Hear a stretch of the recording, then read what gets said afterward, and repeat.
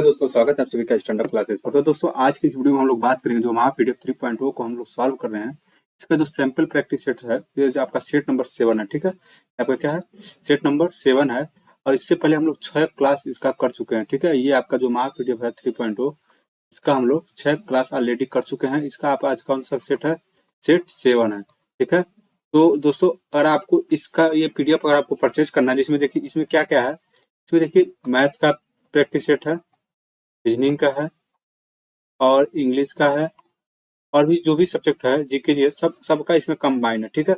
सब सब्जेक्ट इसमें क्या है, कंबाइन है। तो ये आपका एक पीडीएफ लेने पे इसमें आपके सारे सब्जेक्ट्स मिल जाएंगे और इसमें जो भी सब्जेक्ट्स हैं आप इसको जाके प्रैक्टिस कर सकते हैं। मैथ, रीजनिंग, इंग्लिश जो भी सब्जेक्ट है इसमें जाके प्रैक्टिस कर सकते हैं, ठीक है। तो एक ही पीडीएफ लेने से आपका तीनों ये इसमें तीनों सब्जेक्ट चारों सब्जेक्ट इसमें आराम से आ जाएंगे। तो इससे पहले हम लोग 6 सेट कर चुके हैं मैथ का जो है 6 सेट हम लोग ऑलरेडी कर चुके हैं। ये आपका 7वां सेट होने वाला है आज के क्लास का। इससे पहले 6 सेट कंप्लीट हो चुका है, यूट्यूब पे ही फ्री में है। आप लोग जाकर वहां से आप क्लास देख के आप वहां से उसको जो भी क्वेश्चन आपको नहीं समझ में आ रहा है वहां देख सकते हैं। और आपको जो समझ में नहीं आएगा वहां पे कमेंट कर सकते हैं, आपको रिप्लाई कर दिया जाएगा, ठीक है। तो स्टूडेंट आज के क्लास में हम लोग चलिए सबसे पहले अगर देखिए अगर आपको ये लेना हो तो संपर्क कैसे करेंगे, तो एक बार नंबर नोट कर लीजिएगा 9795118812, ठीक है। इस नंबर पर आप लोग संपर्क करके ये आप ये पीडीएफ परचेज कर सकते हैं, ठीक है। तो आज के क्लास को हम लोग चलिए स्टार्ट करते हैं। सबसे पहले देखते हैं पहला क्वेश्चन। सेट नंबर 7 है आपका, ठीक है। सेट नंबर क्या है, 7 है आपका।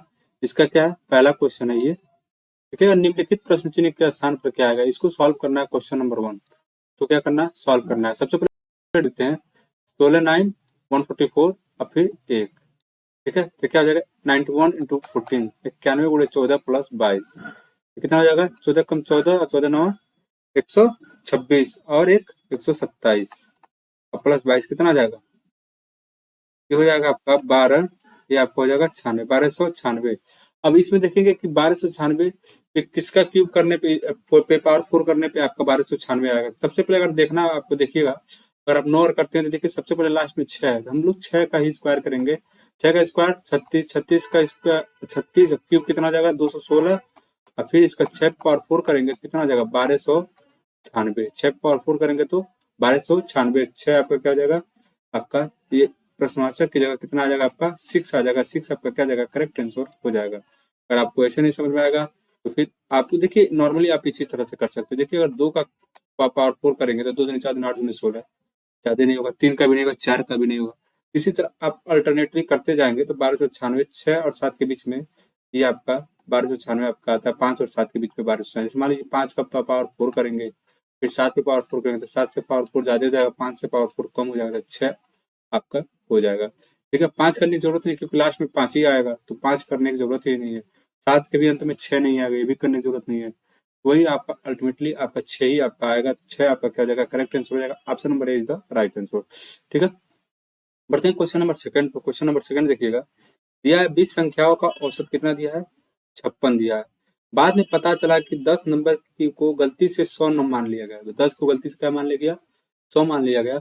संख्याओं का सही औसत ज्ञात कीजिए। संख्याओं का क्या कीजिए, सही औसत ज्ञात कीजिए। सबसे पहले इसका मैं फार्मूला लिख देता हूँ। मैं बोलता हूँ आपको फार्मूला लिख के आप लोग क्वेश्चन थोड़ा सॉल्व कीजिए। इससे क्या होगा, फार्मूला आपका क्या हो जाएगा, रिमेम्बर हो जाएगा, याद हो जाएगा और आपको बाद में याद करने की जरूरत नहीं पड़ेगी। एवरेज ओवर क्या होता है, सम ऑफ नंबर्स यानी संख्याओं का योग बटे नंबर्स ऑफ नंबर, संख्याओं की संख्या, ठीक है, नंबर ऑफ नंबर। तो देखिए 20 संख्या कितनी है 20 और औसत कितना दिया है 56। सम ऑफ नंबर यहाँ से निकल जाएगा, यहाँ से सम ऑफ नंबर निकल जाएगा, कितना हो जाएगा सम ऑफ नंबर कितना हो जाएगा 20 गुणे 56, कितना हो जाएगा 56 दूना 112, 1120, ठीक है 1120 हो गया। अब देखिए 1120 में क्या लिखा गया है, 10 नंबर को गलती से 100 मान लिया गया। तो जो गलती से माना गया है, जो गलत लिखा गया उसको क्या करेंगे सब्ट्रैक्ट कर देंगे और उसमें क्या करेंगे 10 जोड़ देंगे। 10 जोड़ दिए कितना हो जाएगा 1120 माइनस 90, ये कितना हो जाएगा 1030। एक जो एक्चुअल हमारा सम है, जो एक्चुअल सम है मेरा, ये कितना आ गया, ये आपका आ गया 1030, 1030 आ गया, ठीक है। देखिएगा 1030 आ गया। यहाँ से एवरेज निकालेंगे, तो एवरेज निकालने के लिए 1030 और जो हमारा नंबर ऑफ नंबर्स है वो कितना है 20 है, इसको डिवाइड कर देंगे तो कितना देगा 51.5, 51.5 आपका क्या जाएगा, करेक्ट आंसर हो जाएगा। क्वेश्चन नंबर 2 का option number C is the right answer. ठीक है, अब बढ़ते हैं क्वेश्चन नंबर 3 पे। ट्रिग्नोमेट्री का क्वेश्चन है, देखिएगा, if cosec theta minus sin theta is equal to p पे पावर q, ठीक है, sec theta minus cos theta is equal to q power q, then what is the value of tan theta. tan theta का क्या पूछा, मान पूछा, तो मान आप बताइए tan थीटा का मान कैसे निकलेगा। सबसे पहले देखिए इस इक्वेशन को सॉल्व करेंगे, फिर इसको सॉल्व करेंगे, तब tan थीटा का मान निकलेगा। ठीक है, देखिए कैसे हम सॉल्व करते हैं।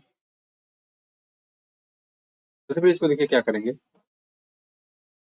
cosec theta minus sin theta और क्या होता है, p q दिया है, यहाँ से क्या हो जाएगा 1 by sine theta minus sine theta, ये आपका क्या हो जाएगा पी क्यू हो जाएगा।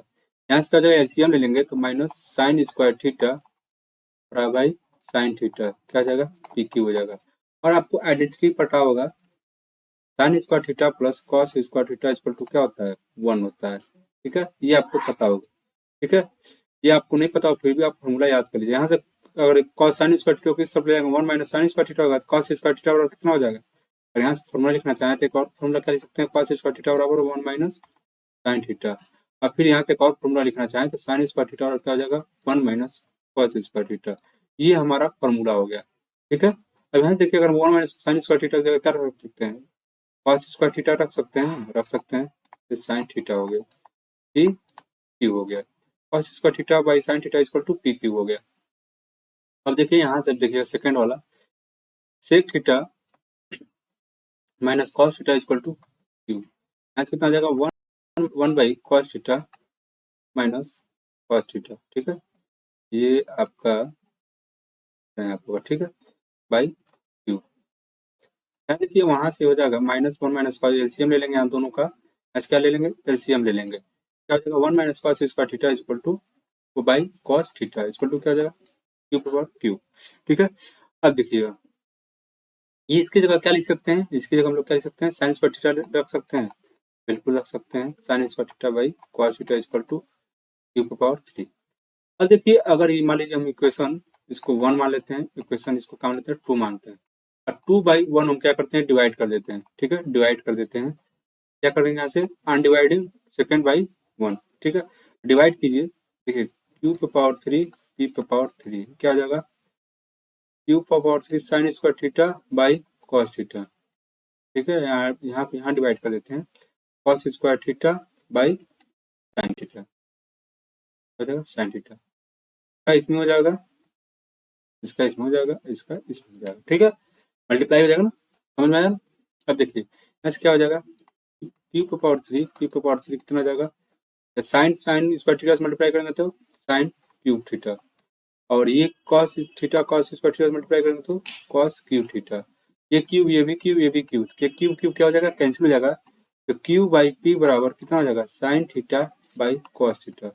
इसको हम लोग क्या लिख सकते हैं, tan थीटा लिख सकते हैं, इसको क्या लिख सकते हैं tan थीटा लिख सकते हैं। tan थीटा का हमारा मान कितना आ गया, क्यू बाई पी आपका क्या हो जाएगा करेक्ट आंसर हो जाएगा। Q by P option number कौन सा आपका, ऑप्शन नंबर बी आपका क्या हो जाएगा राइट आंसर हो जाएगा। क्वेश्चन नंबर 3 का option number B is the right answer. ठीक है, ये सिंपल सा क्वेश्चन था, ये आपको आइडेंटिटी यूज करना था। अगर आपको डायरेक्ट करना होता तो आप डायरेक्ट यहीं से ये वाला स्टेप गायब कर देते, ये वाला स्टेप गायब कर देते, और यहाँ से फर्दर करके आप डायरेक्ट यहाँ तक आ जाते, ये भी स्टेप गायब कर देते। ठीक है, अगर आप स्टेप गायब जब आप प्रैक्टिस किए रहेंगे तो आप स्टेप गायब कर सकते थे। अगर मान लीजिए मुझे करना होता तो मैं ये स्टेप गायब कर देता, लेकिन आपको समझाने के लिए आपको बताना जरूरी है, क्योंकि हर एक स्टूडेंट एक जैसे नहीं होता है। ठीक है, तो आपको एक एक चीज बताना जरूरी है। ठीक, तो यहाँ से आप देख सकते हैं क्वेश्चन लग चुका है। अब हम बढ़ते हैं क्वेश्चन नंबर 4 पे। देखिए दो पाइप पी और क्यू एक टंकी को क्रमशः 6 और 12 मिनट में भर सकते हैं। पाइप पी से शुरू होते हुए दोनों पाइपों को बारी बारी से 1 मिनट के लिए खोला जाता है, तो टंकी को भरने में कितना समय लगेगा। ठीक है, देखिएगा पी जो है वो 6 मिनट में भरता है, और क्यू कितने मिनट में भरता है 12 मिनट में भरता है। ठीक है, दोनों का एलसीएम कितना हो जाएगा 12 ही होगा, इसका 2 इसका 1, पी की इफिशियंसी 2, ए की इफिशियंसी 1, यानी 1 मिनट में पी कितना भरेगा 2 यूनिट, और क्यू 1 मिनट में कितना भरेगा 1 यूनिट। जैसे मान लीजिए बोला अल्टरनेटिव करके, क्या बोला है बारी बारी से, तो पहले मान लीजिए पी करता है, पी का काम कौन शुरू कर रहा है, पाइप पी से काम शुरू हो रहा है, पहले पी करेगा फिर क्यू करेगा, फिर ये पहले 1 मिनट का क्या करेगा पी करेगा, फिर 1 मिनट क्या करेगा क्यू करेगा, फिर 1 दिन फिर 1 मिनट पी करेगा, फिर 1 मिनट क्या करेगा, क्यू मिनट करेगा। तो पी 1 मिनट में कितना यूनिट काम करेगा, 2 यूनिट।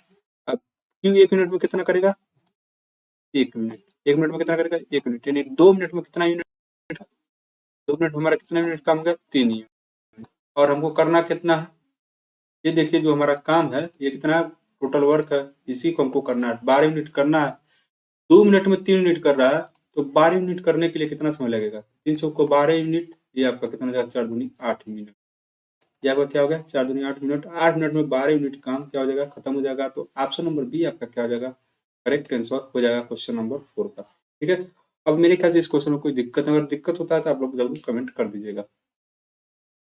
क्वेश्चन नंबर 5 पे देखिए, क्वेश्चन नंबर जो 5 है, यदि 6 सेंटीमीटर, 8 सेंटीमीटर और 10 सेंटीमीटर त्रिज्या वाले 3 धात्विक गोलों को पिघलाकर एक ही गोला बनाया जाता है, ठीक है, तो नए गोले का व्यास क्या होगा। जैसे मान लीजिए कि ये स्फीयर है, स्फीयर जिसको सर्किल मत मानिएगा, स्फीयर मानिएगा। 3D स्फीयर क्या होता है, 3D होता है। आपको स्फीयर और सर्किल में फर्क पता होना चाहिए। ये 3 मान लीजिए सर्किल, ओ सॉरी, स्फीयर है, ठीक है। इसका जो तीनों का जो रेडियस जो इसका 6 दिया गया है, इसका 8 दिया गया है, इसका 10 दिया गया है। अब तीनों को मिलाकर पिघलाकर तीनों को मान लीजिए 3 गोला है, ठीक है। मान लीजिए लोहे का एक ये गोला है, एक ये गोला है, एक ये गोला है, ठीक है। अब तीनों को पिघलाकर एक बड़ा गोला बनाया जा रहा है। अब इसका पूछा है व्यास कितना होगा, हमने क्या पूछा है, व्यास पूछा है कितना होगा, ये आपको बताना है। सबसे पहले देखिए क्या करेंगे, सबसे पहले देखिए, अब यहाँ से आपको समझ में आ गया होगा, इसको थोड़ा सा इरेज कर लेते हैं, इसी का बताना था आपको। सबसे पहले ये बताइए, स्फीयर का जो वॉल्यूम होता है वो क्या होता है, वॉल्यूम ऑफ स्फीयर यानी गोले का आयतन, क्या फॉर्मूला क्या होता है, ये आपको बताना है। क्या होगा, 4/3 पाई आर क्यू। अब 3 है तो तीनों क्या लिख दो, 4/3 पाई R1 Q, R2 Q plus R3 Q. ठीक है, अभी इसको जो बड़ा वाला जिसका निकालना त्रिज्या उसको यहाँ लिख लो। ये ठीक है, इसको यहाँ रहने दो, आर से डायरेक्ट कंपेरिजन करके हम लोग निकाल सकते हैं। ठीक है, अब देखिए, अब लिखना तो लिख सकते हो, थोड़ा सा आसान हो जाएगा। 4/3 पाई आर क्यू। आर जो है वो बड़ा वाले का रेडियस है, जो बड़ा जिसका निकालना नए गोले का व्यास, जो बड़ा वाला स्फीयर है उसका रेडियस है। ठीक है, देखिए इसको मतलब डायरेक्ट इसको कैंसिल कर दो। आर क्यू बराबर कितना हो जाएगा, आर क्यू बराबर हो जाएगा R1 Q plus R2 Q plus R3 Q. R1 कितना है, 6 जाएगा 216 प्लस R2 कितना है, 8, 8 का क्यूब कितना हो जाएगा, 512। R3 कितना है, 10, 10 का स्क्वायर क्यूब कितना हो जाएगा, 1000। तो जोड़ो कितना हो जाएगा, 1728। तो देखिए 1728 किसका क्यूब है, 1728 किसका क्यूब है, 12 का, 12 का 1728 क्यूब। अब ये नहीं कि आर देख लिए 12 12 पहला मार दी, नहीं, ये आपका गलत हो जाएगा। क्या पूछा इसमें, आपका पूछा व्यास क्या होगा, क्या पूछा है, व्यास क्या होगा, डायमीटर पूछा क्या होगा। डायमीटर क्या होता है, रेडियस का क्या होता है, दोगुना होता है। ठीक है, रेडियस का क्या होता है, दोगुना होता है। डायमीटर क्या होता है, रेडियस का दोगुना होता है। ठीक है, 2 × 12 कितना हो जाएगा, 24। तो डायमीटर हमारा कितना आ गया, 24 आ गया, रेडियस हमारा कितना है, 12। तो ऑप्शन नंबर बी आपका क्या हो जाएगा, करेक्ट आंसर हो जाएगा। तो जल्दी जल्दी के चक्कर में आप लोग ये थोड़ी सिली मिस्टेक नहीं कीजिएगा, तो ऐसे क्वेश्चन आपको इसी तरह गलत होते हैं। ठीक है, तो ये आपका क्वेश्चन नंबर 5 पे। आप बढ़ते हैं क्वेश्चन नंबर 6 पे। उस पिरामिड का आयतन क्या होगा जिसके आधार का क्षेत्रफल 25 वर्ग सेंटीमीटर और ऊंचाई 9 सेंटीमीटर है। ठीक है, तो बताइए नंबर 6 का क्या होगा।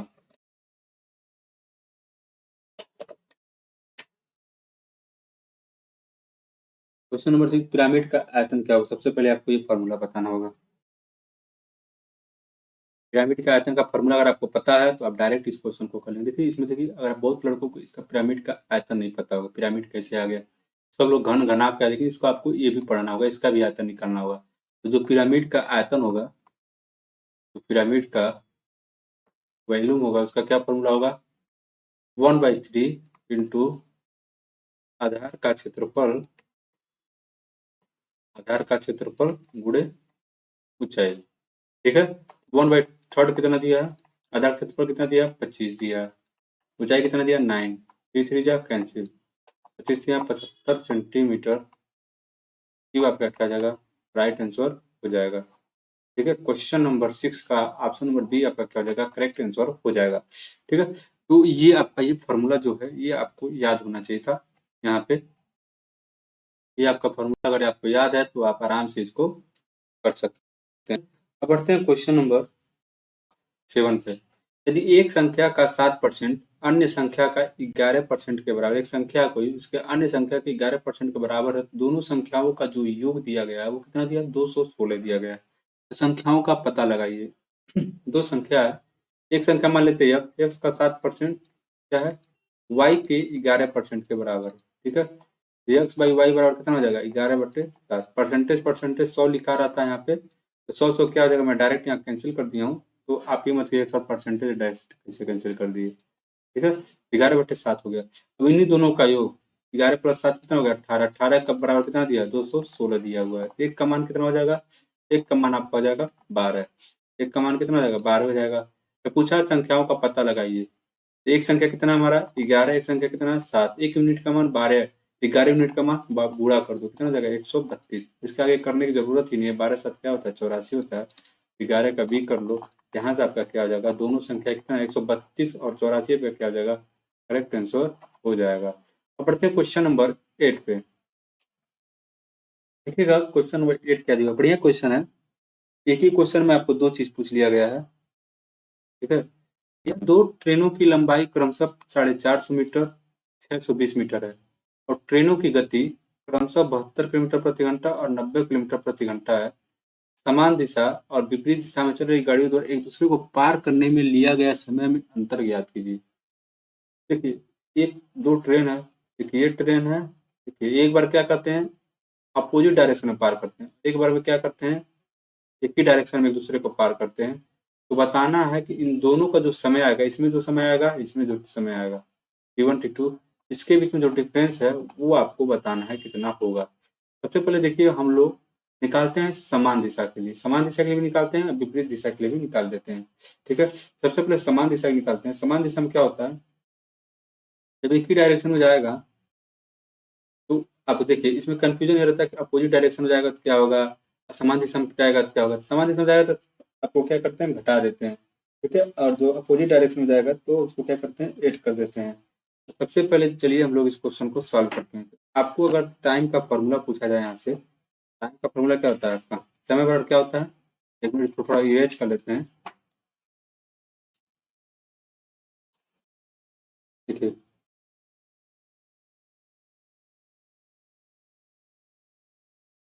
एक मिनट बस इसको इरेज कर लेते हैं। समय बराबर क्या होता है, समय बराबर दूरी बटे डिस्टेंस अपॉन स्पीड। टाइम बराबर डिस्टेंस अपॉन स्पीड, समय बराबर दूरी बटे चाल होता है, ठीक है। स्पीड बराबर डिस्टेंस अपॉन टाइम, ठीक, ये आपका फॉर्मूला होगा। अच्छा सबसे पहले देखिए जो हम निकालते हैं सेम डायरेक्शन में, सेम डायरेक्शन में निकालने के लिए हम लोग क्या करेंगे, टी हो गया, डिस्टेंस हमारा कितना है, जोड़ लीजिए, 450 + 620 कितना हो जाएगा, 450 + 620 1070 हो जाएगा। अब देखिए, अब जब सेम डायरेक्शन होगा, ठीक है, जब सेम डायरेक्शन होगा तो इसको हम जो स्पीड होता है उसको क्या करते हैं, आप लोग घटा देंगे, ठीक है, क्या करते हैं, घटा देते हैं। और जब अपोजिट डायरेक्शन में होगा तो उसको क्या करेंगे, जोड़ देंगे। जब सेम सेम डायरेक्शन में होगा क्या करेंगे, देखिए जब यहाँ पे सेम डायरेक्शन में होगा तो इसकी स्पीड को क्या करेंगे, घटा देंगे, ठीक है। एक ही डायरेक्शन में चलेगा तो स्पीड को क्या घटा देंगे, घटा देंगे, कर देंगे, घटा देंगे। और जो अपोजिट में चलेगा तो क्या करेंगे, अपोजिट में चलेगा तो इसकी स्पीड को क्या करेंगे, एड कर देंगे, ठीक है। सेम डायरेक्शन में है, स्पीड कितना है, 90 और 72, 90 में से 72 जाए कितना हो जाए, 18, 18, ठीक है। यहाँ पे कितना हो जाएगा, 18 हो जाएगा, यहाँ 5/18 हो जाएगा, ठीक। अब यहाँ थोड़ा सा इसको कैंसिल आउट करेंगे तो ये आपका हो जाएगा 214 सेकेंड, 214 सेकेंड, ठीक है। ये आपका T1 आ गया। अब T2 निकालते हैं जब अपोजिट डायरेक्शन में, 1070, हम दोनों को क्या कर देंगे, जोड़ देंगे, 90 72 162 गुणे 5/18, ये आपका कितना हो जाएगा। अब यहाँ से अगर हम लोग काटेंगे 9 5, ठीक, 214 कितना आ जाएगा, 9 आ जाएगा। T2 हमारा कितना आ गया, 214/9 सेकेंड हो गया। अब इसको हम लोग क्या करेंगे, सब्ट्रैक्ट कर देंगे, तो इसको घटा दीजिए, 214 - 214/9। अब इसको आप लोग थोड़ा सा सॉल्व करेंगे तो कितना आ जाएगा, इसमें मल्टीप्लाई करेंगे तो 1926 - 214/9, ये आपका आ जाएगा 1714/19। इसको थोड़ा सा आप लोग काटिएगा, आएगा लगभग लगभग 1.22, 190.22 सेकेंड आपका क्या हो जाएगा, करेक्ट आंसर हो जाएगा। क्वेश्चन नंबर 8 का ऑप्शन नंबर सी आपका क्या हो जाएगा, राइट आंसर हो जाएगा। तो ये क्या कब होगा, जब सेम डायरेक्शन में, सेम डायरेक्शन में, सेम डायरेक्शन में रहेगा तो स्पीड को क्या करेंगे, घटा देंगे, ठीक है। और जब अपोजिट डायरेक्शन में रहेगा तो क्या करेंगे, अपोजिट डायरेक्शन में रहेगा तो स्पीड को क्या कर देंगे, जोड़ देंगे। तो ये वाला कॉन्सेप्ट आप लोग याद रख रहिएगा, थोड़ा सा कंफ्यूजन हो जाएगा आपको, सेम में रहेगा तो कभी प्लस हो जाएगा कभी माइनस हो जाएगा, ठीक है। नहीं पूछ दिया सेम तो देखिए, याद करने के लिए मैं क्या बताऊं इसमें, सेम, सेम मतलब इसको मान लीजिए सेम माइनस कर, यम है इसमें माइनस मान लीजिए, ठीक है। अपोजिट में यम पार माइनस, इसको यम पार माइनस याद रखिएगा कि माइनस करेंगे अपोजिट में, तो अपोजिट रहेगा तो प्लस कर देंगे, ठीक है। बढ़ते हैं क्वेश्चन नंबर 9 पे। एक चुनाव में विजेता को कुल मतों का 60% प्राप्त होता है और वह 1200 मतों से चुनाव जीतता है, तो चुनाव में कुल मत बताओ कि क्या संख्या होगी। 60% क्या पाता है, विनर पाता है। लूजर तब कितना पा जाएगा, 40%। लूजर कितना पा जाएगा तब, हमारा 40% पा जाएगा। तो कितने मतों से जीतता है, 1200 मतों से जीतता है। तो इनके बीच में जो डिफरेंस है कितना परसेंटेज का है, 20%। इसी परसेंट से तो 1200 मतों से जीता है, यानी 20% जो हमारा किसके बराबर है, 1200 मतों के बराबर, यानी लूजर से वो, जो विनर है वो लूजर से कितना 1200 वोट ज्यादा पाया, तो जो कितना परसेंट है, 20%। 20% कितने बराबर हो गया, 1200। 1% कितने बराबर हो गया, 60 के बराबर हो गया। तो 100% कितना हो गया, 6000 के बराबर हो गया। तो ऑप्शन नंबर ए आपका क्या हो जाएगा, करेक्ट आंसर हो जाएगा। एक बार और देख लीजिए, मान लीजिए जो विनर है हमारा वो कितना पाया है, 60% पाया है। जो लूजर है वो कितना पाया जाएगा, तब 100% भी होता है, 100 में से 60 वोट वो पा गया और 40% वोट ये लूजर पा गया। तो जो इनके बीच में जो विनिंग रेशियो, जिसमें बोला जाता है, मान लीजिए कि 60% वो वोट पाए, 40% वोट पाए, कितना ज्यादा वोट पाए, 20% वोट ज्यादा पाए तभी ना जीते। तो जो 20% ज्यादा वोट पाए हैं वो 1200 वोट क्या है, के बराबर है। 1200 मतों से भी यही बात, 20% का बराबर 1200 के, इसके हिसाब से आप कर लेंगे, सिंपल सा है, ठीक है। नंबर 9 का ऑप्शन नंबर क्या हो जाएगा, ए हो जाएगा, राइट आंसर हो जाएगा, ठीक है। क्वेश्चन नंबर 10 पे चलते हैं। ये आपका 3 क्रमागत छूट है, 22%, 17% और 11% किसी एकल छूट के बराबर है, ऐसा आपको डायरेक्ट आएगा। ये डायरेक्ट कोई आप कर भी सकते हैं, चाहे तो आप अलग अलग करके देखिए, डायरेक्ट करने का भी तरीका है और अलग अलग करने का। डायरेक्ट करने के लिए तरीका ये है, X plus Y plus Z, ठीक है, plus X Y plus Y Z plus Z X by 10,000 plus X Y Z by 100। ये आपका एक फार्मूला है। इससे आप थोड़ा सा करेंगे तो इससे इससे भी कहा चाहे तो कर सकते हैं, लेकिन आप चाहें तो सिंपल दो दो लेके आप कर सकते हैं। ये क्योंकि दोनों कैलकुलेशन आपको करना ही पड़ेगा, ठीक है। मैं दोनों को ले एक ही लेके करता हूँ, -22 -17, माइनस कितना हो जाएगा, प्लस 22 गुणे 17 कितना हो जाएगा, 100। ये कितना हो जाएगा आपका 39, ठीक है, ये 39 हो गया। अब इसको थोड़ा गुणा करेंगे तो ये आपका 374/100 या कितना हो जाएगा 3.74। इसको थोड़ा सब्ट्रैक्ट करेंगे कितना आएगा 35.26। अब ये आपका एक आ गया। अब इसके साथ 11% को माइनस करके सॉल्व करेंगे, -35.26 माइनस 11%। अब ये क्या हो जाएगा, प्लस 30.26। अब इसको 0.11 कर देना, मैं 100 से डायरेक्ट भाग दे दिया हूँ। अब इसको थोड़ा गुणा कर लेंगे, ये आपको गुणा करने पाएगा 3.8786। इसको जुड़ने पे आपका आ जाएगा -46.26। अब इसको थोड़ा सा सब्ट्रैक्ट करेंगे तो अप्रॉक्स आपका 42% के आसपास में आएगा। आप देखिए इसमें घटाएंगे तो 46 3 वैसे 43 हो गया, 43 के आसपास में 42 ही है, तो आपका कितना हो जाएगा 42% अप्रॉक्स आ जाएगा, आपका करेक्ट आंसर हो जाएगा, ठीक है। क्वेश्चन नंबर 10 हो गया। तो अब बढ़ते हैं क्वेश्चन नंबर हम लोग 11 पे। क्वेश्चन नंबर 11 देखिए क्या दिया हुआ है। क्वेश्चन नंबर 11 दिया गया है, ए बी और सी का औसत वजन 65 किलो है। ए प्लस बी प्लस सी तब कितना आ जाएगा, 65 गुणे 3 कितना आ जाएगा, 195, 195 हो जाएगा। ए और बी का औसत वजन कितना है, इनका सम कितना हो जाएगा, 63.5 गुणे 2, कितना हो जाएगा आपका 127, ठीक है। और ए और सी का औसत वजन कितना हो जाएगा, औसत वजन जो दिया है ए और सी का 6 आपको कितना जाएगा 137 135, ठीक, 135 के जी। समझ में आ रहा है मैं कहीं क्यों लिखा है प्लस बी प्लस सी, एवरेज के फार्मूले से मैं लिख रहा हूँ। यहाँ से एवरेज का फार्मूला बताया था ना भी स्टार्टिंग में आपका, sum of numbers by number of number, बताया था ना आपको, और स्टार्टिंग में ही बताया था, उसी फॉर्मूले से मैं डायरेक्ट लिख रहा हूँ। अब देखिए, अगर आप क्या पूछा, ए का वजन पूछा है, तो ए प्लस सी का मान इसमें रख देंगे तो बी का मान कितना आ जाएगा, बी का मान 60 आ जाएगा। बी का मान 60 आ जाएगा, इसमें क्या करेंगे, ए प्लस सी रखेंगे तो 135 से जो 195 से 135 घटाएंगे कितना आ जाएगा, 60 आ जाएगा। अब ए प्लस बी में शायद बी का मान रख देंगे तो 127 माइनस 60 कितना हो जाएगा, ए का मान कितना आ जाएगा, 67 आ जाएगा। तो 67 आपका क्या हो जाएगा, करेक्ट आंसर हो जाएगा। ऑप्शन नंबर ए आपका क्या हो जाएगा, राइट आंसर हो जाएगा क्वेश्चन नंबर 11 का। ठीक है, अब पढ़ते हैं क्वेश्चन नंबर 12 पे। दिया है, सुनीता ने एक निश्चित अवधि के बाद 20,400 रुपये की कुल राशि प्राप्त करने के लिए, ये क्या है आपका, मिश्र धन है। क्या है, मिश्र धन यानी अमाउंट है। 10% प्रति वर्ष की दर से साधारण ब्याज है, क्या है, एसआई है, और 12,000 रुपये निवेश किया, क्या है, ई यानी मूलधन है। तो उपरोक्त राशि प्राप्त उसे कितने हो, क्या पूछा, टाइम पूछा, कितने वर्षों तक निवेश करना पड़ा। तो तुम्हारा एसआई आया, वो कितना है, हमारा मिश्र धन कितना है, ए माइनस पी होता है फॉर्मूला, ये भी फॉर्मूला आपको याद करना होगा, 20,400, और हमारा मूलधन कितना है, 12,000। तो कितना हो गया, 8400 रुपया हमारा क्या हो गया, मिश्र धन हो गया। टाइम बराबर क्या होता है, टाइम बराबर होता है SI into 100 P into R होता है। ठीक है, एसआई कितना दिया हमारा, 8400 रुपया आ गया, ये 100 हो गया। पी हमारा कितना है, 12,000। आर हमारा कितना है, 10%। तो ये 3 जीरो 1 जीरो, ये 2 जीरो, ये 2 जीरो कैंसिल हो गया, 12 7 84, आपका क्या हो जाएगा, 7% आपका क्या हो जाएगा, करेक्ट आंसर हो जाएगा। अगर आप चाहते हैं डायरेक्ट करने के लिए, यहाँ देखिए पेन उठाने की जरूरत ही नहीं पड़ता, डायरेक्ट अगर आप करना, आपको करना है कि नहीं सर आप ये तो आप बता रहे हैं, देखिए इसका जो एस आई है उसे दिख रहा है 8400 हो गया।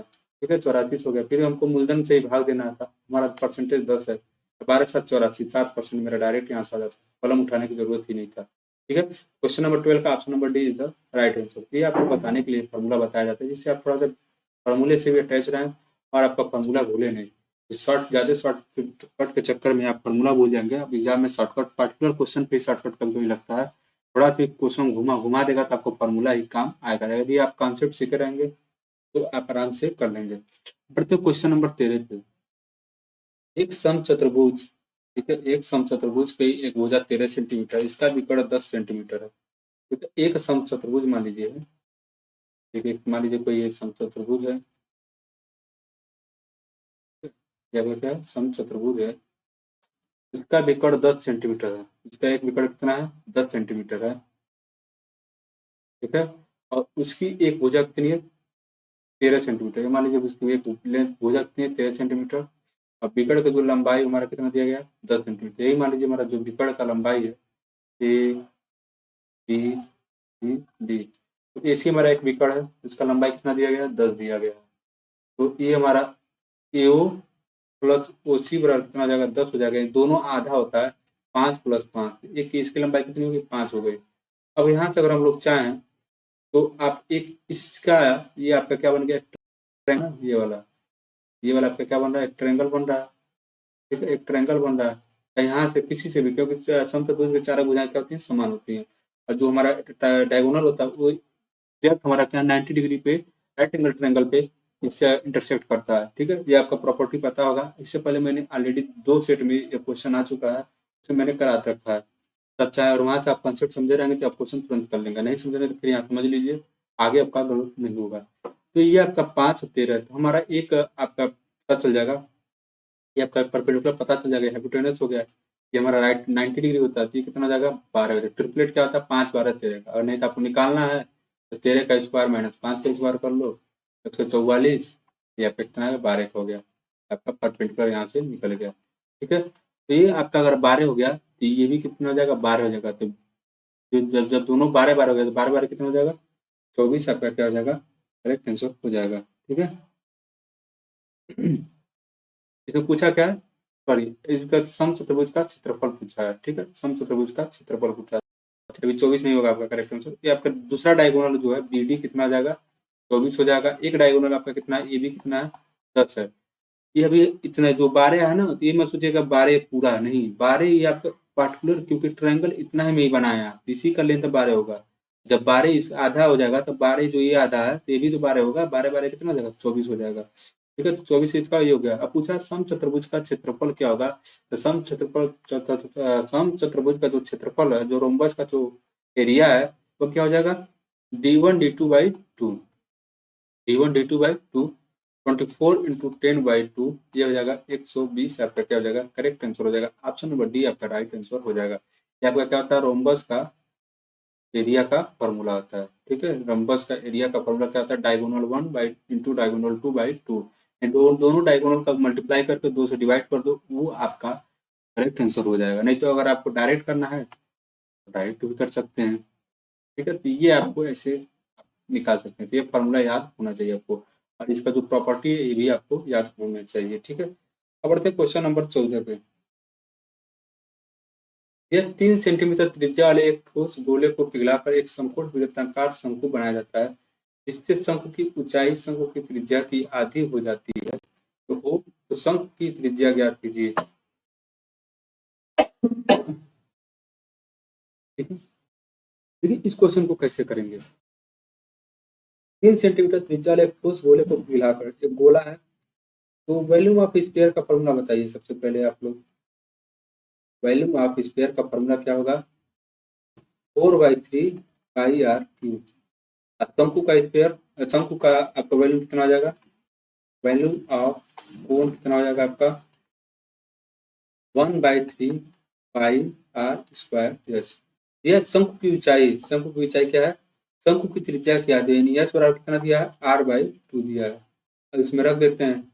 अब गोले की त्रिज्या कितनी दी गई है, आपका गोले की त्रिज्या दिया गया 3, 4/3 π × 3 का क्यूब, 1/3 π × r² × r/2। अब इसको थोड़ा सा कैंसिल आउट कर लेते हैं। ये हो गया कैंसिल, ये भी कैंसिल हो जाएगा। यहाँ से जो 2 है ये इधर आ जाएगा, 4 दूनी 8, ये हो जाएगा 216 बराबर r का क्यूब। r बराबर कितना जाएगा, 2 × 6, ये कितना हो जाएगा 12। शंकु की त्रिज्या कितनी आ गई, r बराबर 12 आपका क्या हो जाएगा, ये आपका ठीक है 6 2। ठीक, एक मिनट थोड़ा सा यहाँ पे कुछ एरर। एच बराबर कितना हो गया, r/2।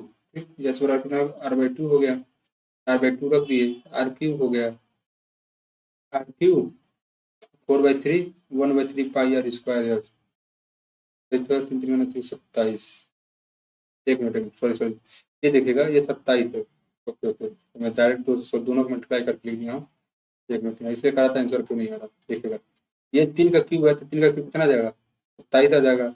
आर क्यूब बराबर कितना, 8 × 27, तो आर बराबर कितना जाएगा, 2 × 3, यहाँ से आपका क्या जाएगा 6 आपका क्या जाएगा, करेक्ट आंसर हो जाएगा। ठीक है, समझ में आया।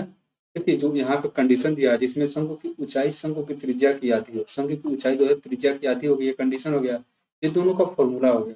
तो शंकु की त्रिज्या ज्ञात कीजिए, तो जब दोनों का वैल्यू हमको पता है, तो यहाँ 4/3 π, r का मान दिया 3 सेंटीमीटर त्रिज्या का, 1/3 πr² एच की जगह r/2 रख देंगे, फिर यहाँ से कैंसिल आउट करके r क्यूब बराबर इतना आ जाएगा, 2 का क्यूब 8, 3 का क्यूब 27। ठीक, 2 × 3 कितना हो गया, 6 हो गया। 6 आपका ऑप्शन नंबर डी है, डी आपका क्या जाएगा, करेक्ट आंसर हो जाएगा। अब हम पढ़ते हैं क्वेश्चन नंबर 15 पे। क्वेश्चन नंबर 15 देख लीजिए। इसमें देखिए अगर एसआई का क्वेश्चन आएगा इसी तरह का, तो वहां पे फॉर्मूला लगता है RT बराबर n-1 × 100, और साधारण ब्याज में रहेगा, क्या रहेगा, साधारण ब्याज में रहेगा। इसका भी एक फॉर्मूला होता है, लेकिन यहाँ पे वो दिया नहीं गया है। ठीक है, तो इसलिए इसको हम थोड़ा सा मेथड से करेंगे, ज़्यादा नहीं, थोड़ा सा लगेगा इसका मेथड करने में, और ज़्यादा तो कुछ नहीं। ठीक है, अब देखिए सबसे पहले इसका आपको फॉर्मूला पता होना चाहिए। ए बराबर कितना दिया, P1 + r/100⁻t। तो क्या बोला है, एक धनराशि चक्रवृद्धि ब्याज पर 5 वर्षों में 3 गुना हो जाता है। ठीक है, 5 वर्षों में क्या हो जाता है, धनराशि टोटल मिश्र धन हमारा कितना हो जा रहा है, 3 गुना हो जा रहा है। तो 3p बराबर, ठीक है, P1 + r/100 के पावर 5 वर्षों में कितना हो जा रहा है, 3 गुना हो जा रहा है। ठीक है, 6 वर्षों में यह अपने आप का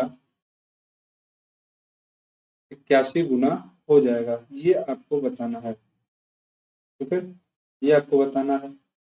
देखिए कैसे इसको करेंगे, एक और इसका फॉर्मूला होता है थोड़ा सा, इसमें अगर हो जाता टी, अगर मान लीजिए 5 वर्षों में 3 गुना हो जा रहा है। ठीक है, इसमें कुछ शायद, ठीक है देखते हैं, 1 + r/100, टी हमारा कितना आ जाए, 3p हो जाए, 3 गुना हो गया। ठीक, अब यहाँ से हमारा देखेंगे p कैंसिल हो जाएगा, तो 1 + r/100 पावर 5, यहाँ कितना जाएगा 3 पावर 1/5, 1 प्लस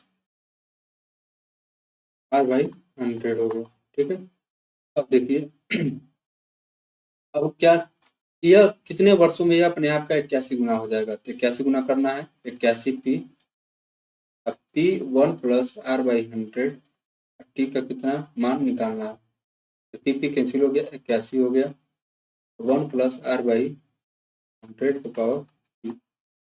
ठीक है, अब 1 प्लस r/100 की जगह आप लोग क्या लिख सकते हैं, 3 पावर 1/3 लिख सकते हैं इंटू टी, ये 21। ये देखिए यहाँ पे आप कितना कर लिख सकते हैं, 3 का 9 3 27 3 81, यहाँ पे कितना लिख सकते हैं, 4 लिख सकते हैं, 4 लिख सकते हैं, 3 पे 1/5 पे पावर इंटू टी। ये नीचे वाला बेस खत्म, तो 4 और कितना आएगा 1/5 इंटू टी, टी बराबर कितना आएगा 20 ईयर्स आपका क्या आ जाएगा, करेक्ट आंसर हो जाएगा 20 ईयर्स आपका राइट आंसर हो जाएगा। क्वेश्चन नंबर 15 का ऑप्शन नंबर डी आपका करेक्ट आंसर हो जाएगा। ये आपका थोड़ा सा बेसिक मेथड हो गया, इसका थोड़ा शॉर्टकट मिल जाएगा तो मैं आपको बता दूं। इसमें देखिए एक और क्वेश्चन आता है, उसमें आपका शॉर्टकट लग जाता है, सीआई का ये क्वेश्चन आता है उसमें आपका शॉर्टकट लग जाता है, लेकिन इसमें थोड़ा सा दिक्कत कर रहा है तो इसमें नहीं लग पा रहा था, तो मैं इसको थोड़ा सा और बेसिक तरीके से बताने की कोशिश करूंगा। अगले क्लास में इसको एक बार और मैं करा दूंगा इसी टाइप का क्वेश्चन। ठीक है, तो आप इस क्वेश्चन को थोड़ा सा अच्छे से कर लीजिएगा, आपका बेसिक हो गया, आप डायरेक्ट यहाँ से इसे कर सकते हैं। ठीक है, आपका कोई दिक्कत इसको इस क्वेश्चन में ऐसे आपका कोई गलत नहीं कर सकता है। ठीक है, अब बढ़ते हैं क्वेश्चन नंबर 16 पे। एक व्यक्ति अपनी संपत्ति का 41% अपने 3 बेटे रोहित, सुनील और आनंद के बीच 11:13:17 के अनुपात में विभाजित करता है। ठीक है, यदि रोहित और सुनील का शेयरों का योग कितना दिया है, 72,000 रुपए है। तो रोहित का जो और सुनील का, रोहित और सुनील कितने 11 और 13, जो 24 का मान दिया है वो कितना दिया गया, 72,000। ठीक है, एक का मान कितना हो गया 3,000, 3,000 हो गया। अब पूछा है व्यक्ति की शेष संपत्ति ज्ञात कीजिए, तो 100 में से 41% तो बट गया, बचा कितना परसेंट, 59%। 59% अब एक परसेंट बराबर 3,000, तो 59 बराबर कितना हो जाएगा, 3,000 गुणा कर दो, 30 इधर ही रहने दो, हो जाएगा 1,77,00,000 रुपए शेष संपत्ति है। ऑप्शन नंबर सी आपका क्या हो जाएगा, करेक्ट आंसर हो जाएगा। समझ में आया क्वेश्चन की नहीं, क्योंकि जैसे दिया है कि रोहित अनुपात में तो डिवाइड कर, यहाँ तक तो कोई दिक्कत नहीं, इसमें भी दिक्कत, यदि रोहित और सुनील के शेयरों का योग, रोहित का 11 है, सुनील का 13, दोनों को ऐड कर देंगे 24 हो गया। 24 का जो मान दिया वो 72,000 दिया है, एक का मान कितना गया 3,000, 41% तुमने बांट दिया, बचा कितना, 100 में से 41% घटाएंगे तो कितना बचेगा 59%। 59% बचेगा, जो 59% है इसी यही पूछा कितना होगा, तो 1% का मान 3,000 दिया है, 59% का मान 1,77,000 रुपया का क्या हो जाएगा, करेक्ट आंसर हो जाएगा। ठीक है, अब देखिए वैल्यूम ऑफ क्यूब क्या होता है, वैल्यूम ऑफ जो क्यूब होता है उसका फॉर्मूला क्या होता है आपको ये पता होना चाहिए। एक क्यूब, अब एक घन बॉक्स का आयतन इतना दिया तो बॉक्स की एक भुजा का लंबाई क्या होगा। ठीक है, तो सबसे पहले आप लोग देखिए इसको आप डायरेक्ट ऑप्शन से कर सकते हैं, इसको आपको लगाने की जरूरत नहीं। देखिए पॉइंट में दिया है, आपको पता है कि क्यों होता है, इसमें कोई ना कोई एक दशमलव आना चाहिए, तो सिंपल सा दिख रहा है आपका 3.2 मीटर आपका करेक्ट हो, क्योंकि दशमलव आना है, 3 बार गुणा करना है, इसको 3 बार गुणा करेंगे तो 3.2 आपका क्या हो जाएगा, करेक्ट आंसर हो जाएगा। अब ये मत कहिएगा सर कैसे आप सोच रहे हैं, भाई कभी कभी ऑप्शन पे भी जाया करो। ठीक है, अब यहाँ दिया 32.768, ठीक है 32.768 दिया है, तो हम क्यों बिना दशमलव वाला ऑप्शन देखें, ये देखने की जरूरत ही नहीं है, डायरेक्ट 3.2 हमारा, क्योंकि पता है कि ये गुणे गुणे 3 बार गुणा करना है, 3 बार गुणा करेंगे तो 3 दशमलव यानी एक डिजिट के पहले हमारा एक दशमलव होना चाहिए। तो यहाँ पे जो हमारा पॉइंट टू दिया है, इसमें बाकी किसी ऑप्शन में पॉइंट है ही नहीं, इसमें पॉइंट है, इसी का मल्टीप्लाई करेंगे तो दशमलव तीन बार तक जाएगा, बाकी किसी में नहीं आएगा। तो सिंपल सी बात है, तो ऑप्शन नंबर डी आपका क्या, आपका राइट आंसर हो जाएगा। अगर आपको करना है तो कैसे भी कर सकते हैं, आप निकाल के क्यूब रूट निकाल के।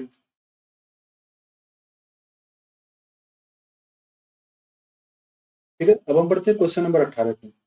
तो कोई दिक्कत ऑप्शन से कर सकते हैं और कोई दिक्कत नहीं है। ठीक है, अब क्वेश्चन नंबर 18 देखते हैं, 10 ग्रीटिंग कार्ड का सीपी 8 ग्रीटिंग कार्ड के एसपी के बराबर है, तो लाभ या हानि परसेंट ज्ञात कीजिए। 10 ग्रीटिंग कार्ड का क्या है, सीपी है, 8 ग्रीटिंग कार्ड के एसपी के बराबर है, तो सीपी बाई एसपी कितना हो जाएगा, सीपी बाई एसपी आपका हो जाएगा 8/10, या कितना हो जाएगा। अब पूछा लाभ कितना हो गया, सीपी इसका 8 रुपया है, एसपी 10 रुपया है, तो लाभ कितना हो गया 2 रुपया, कितने के ऊपर 8 के ऊपर, परसेंटेज में बदल दो, 4, या आपका कितना हो गया 25%। 25% हमारा क्या हो गया, लाभ हो गया। 25% हमारा क्या हो गया, लाभ हो गया। ठीक है, अब पढ़ते हैं क्वेश्चन नंबर 19 पे। इसका ऑप्शन नंबर कौन सा सही हो जाएगा, सी सही हो जाएगा। ठीक है, इसमें कोई दिक्कत नहीं होनी चाहिए, ऐसे इस क्वेश्चन को करते हैं। ठीक है, इस क्वेश्चन को ऐसे ही सॉल्व करते हैं। इसमें कोई कुछ कॉन्सेप्ट है नहीं कि मैं बताऊं क्या आपको। ठीक है, देखिए दिया ए एक कार्य को 20 दिनों में कर सकता है, बी अकेले 12 दिनों में कर सकता है।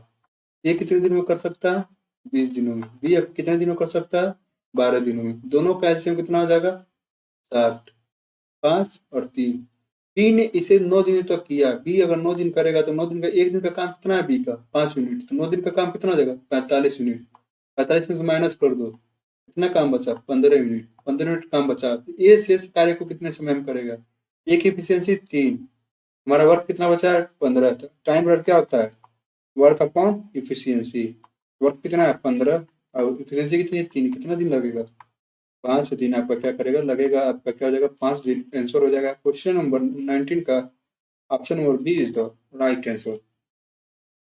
क्वेश्चन नंबर 20 पे आज के लास्ट क्वेश्चन है। एक बेलनाकार टैंक की क्षमता 1848 वर्ग मीटर है। देखिए वर्ग मीटर नहीं, यहाँ पे क्यूब मीटर होगा। देखिए जो इंग्लिश में दिया गया है ये आपका सही दिया गया है, ये आपका सही है। तो यहाँ पे 1848 मीटर क्यूब होगा, और इसके आधार का व्यास 14 मीटर है। व्यास दिया कितना, 14 मीटर। तो आर बराबर कितना हो जाएगा, 7 हो जाएगा। तो टैंक की गहराई क्या है, टैंक की गहराई क्या है, ये आपको बताना है। तो सबसे पहले इसका फार्मूला आप लोग बता दीजिए। एक बेलनाकार टैंक की क्षमता, ये आपका क्या है फार्मूला, आप सबसे पहले आपको हमको बता दीजिए।